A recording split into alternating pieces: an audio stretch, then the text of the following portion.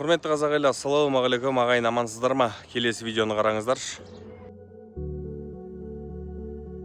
Мынау енді не ағайын? Кім жауап бере алады бұл сұраққа? Шіли фанатизм емес па? Қалай ойлайсыздар? Аллаға шүкір бәріміз мұсылманбыз. Аллаға шүкір бәріміз мұсылманның 5 парызын орындауға тырысамыз. Мешітке барып тұрамыз, Аллаға шүкір, иә. Бірақ дүйім жұрттың алдында тұрып ап намаз оқу, менің ойымша бұл показуха. Рас, менің ойымша бұл показуха. Сіз бәлкім басқаша ойлайтын шығарсыз, бірақ мен дәл солай ойлаймын да, ағайынша, сөздің ашығы. Енді мен ойлаймын да, ағайын, мынау Алла тағалаға сен өзіңнің мұсылман екеніңді, иманды екеніңді дәлелдеу үшін дүйім жұрттың алдында показуха жасап, намаз оқудың қажеті жоқ. Себебі Алла тағала ол сенің жүрегіңде не бар, сол дүниеге қарайды да, ең біріншіден.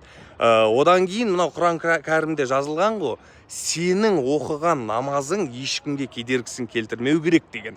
Жалпы мұсылман адамның ешкімге кедергісі тимеу керек та бұл өмірде ше.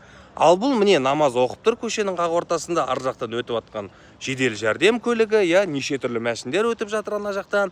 Ал бұл намаз оқып тұр. Кедергісін тигізіп жатыр ма? Тигізіп жатыр.